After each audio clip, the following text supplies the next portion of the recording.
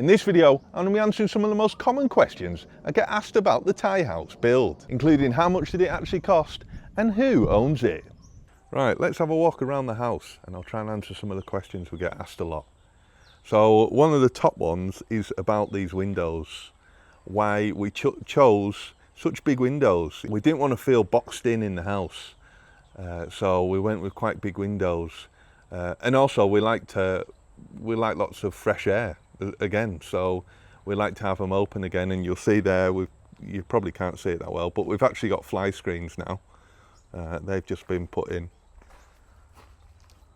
so they came and it got installed the other day, and they're really good. So windows are open a lot of the time. Got Molly and Muffin there. They're enjoying the new house. But yeah, definitely one of the problems of having lots of windows in Thailand is you're going to get more heating. These aren't too bad because they're in the shade. So this is north facing going this way, and it's shaded by the trees. So we don't get direct sunlight in through these windows. We get a little bit on the side of the house towards the end of the day. And then the bulk of the sun is on the back of the house, which has no windows and is also a double skin wall to try and manage that heat.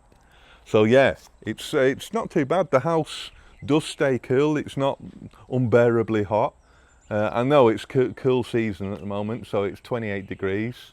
But yeah, like we don't use the AC at this time of year. We only really need to use it in hot season, really. So yeah, they're not too bad having those windows. It's quite good. It certainly makes up for it having it makes you feel like you're outside. So yeah. Okay, right, next question. How much did it cost to build? Now, I've actually answered it a few times in the comments, the building costs. We started with a total budget of 4 million baht, and that was to get the land and the house, so land cost and build costs. And when we set off looking for land, we wanted to find somewhere which was quite close to the, hold on, let me go inside. I'll sit in with these. Oi, watch out the way. Move. Come on. Go on, move. Come to sit in this chair because it's a bit comfier. So when we started looking for land, we had quite a tough list of requirements to meet. Basically, we wanted somewhere that felt quite rural, but still quite close to the city, because Millie, she's actually a registered nurse, so she works in the city centre of Chiang Mai. So yeah, she'd need to commute every day into Chiang Mai, so we couldn't move too far out of the city. We found this place in the end, which looks quite rural, but it is in fact only 20 minutes from the city centre, so very close to the city centre.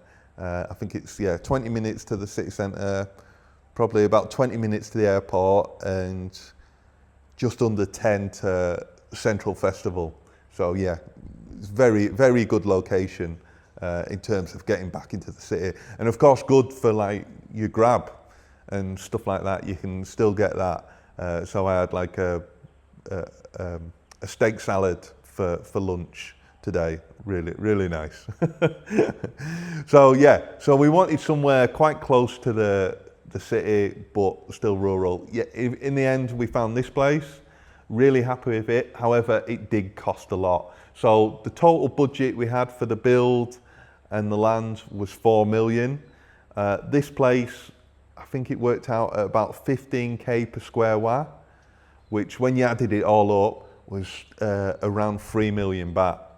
So yeah, very expensive land, and it went with like 3/4 of the budget straight off the bat on the land. But yeah, we were very happy with the location, so we decided to spend a bit more than we wanted to really on the land, and try and get that back in the build. So build costs. So as I've said before, it's about 105 square meters. And in the end, we managed to build it for around 12k per square meter. So that total of that is about 1.25 million baht. That was quite a good price. We were very happy with that price. Same as the land, like in the city, you generally pay a bit more for building, but then the building standards are probably a bit higher in the cities.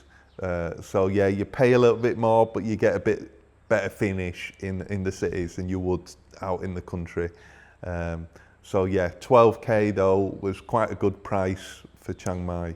A lot of the quotes we were getting were quite a bit higher. So yeah, really happy with 12k per square metre, especially because we've got the vaulted ceiling. That added on quite a lot extra because it used a lot of steel to construct that. It used probably double the steel in the roof to make the vaulted ceiling, all because we don't have the post in the middle of the room.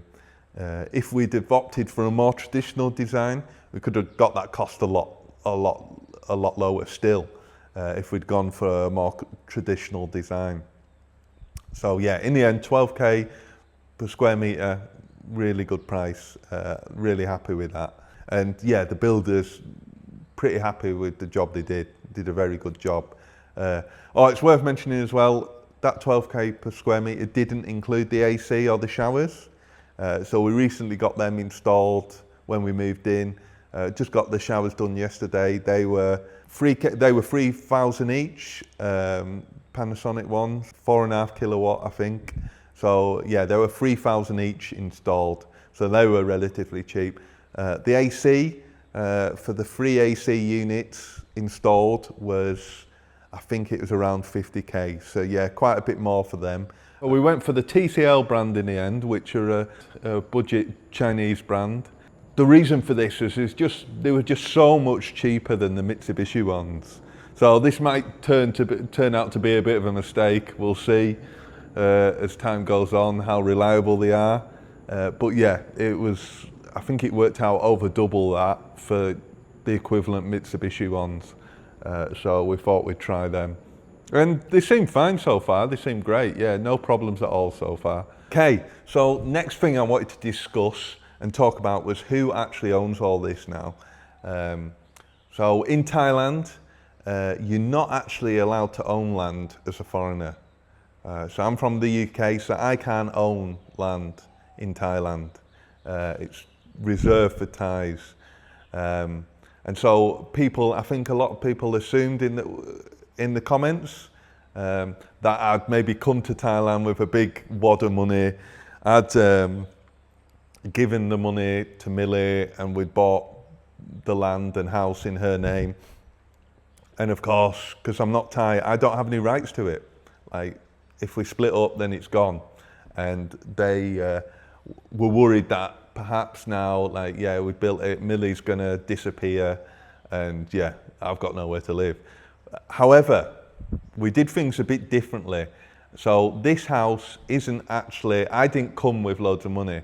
We did actually get a mortgage for this house. So it's 100% mortgage on the property. So yeah, Millie doesn't technically own it either. It's owned by the bank. And then yeah, we pay monthly into a mortgage. The mortgage, yeah, it was for the full amount, and it was with the government housing bank. So it's the orange one. And it's like a bank to help Thais buy and build houses, basically. So they have really good rates, but it takes a bit of doing to get it. It's a lot of requirements. So it's quite hard to get, but anyway, yeah, we were able to get Millie was able to get a mortgage, which allowed us to build the house. And then people could then go on and say, well, oh, in 30 years, when your mortgage is if you've paid into a mortgage for 30 years, and then she could leave then and she's got nothing. But yeah, if that's the way you live your life, like, you're not gonna, I don't know, you'll never do anything, basically. That's my thoughts on that. So anyway, yeah, the mortgage thing worked out really well. Yeah, we pay about 16k a month at the moment. I think that goes up either next year or the year after to nearer 20k. But yeah, it's perfectly affordable. Yeah, and yeah, just pay that monthly. And while we were building, it was an even cheaper rate. I think it was 10k while we were building, and then yeah, went up when we moved in after 6 months. So yeah, so that answers that. That's how we funded it basically. Yeah. So anyways, in the next video, I think we'll go take a look at my old apartment.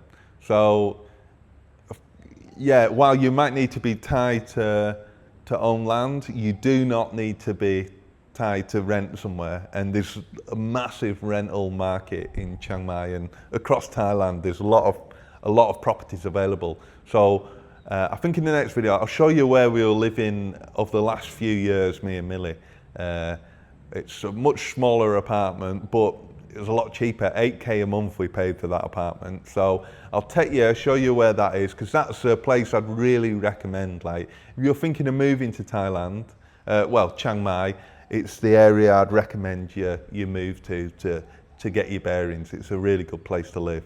Yeah, so we'll check that out in the next video, and I'll see you then.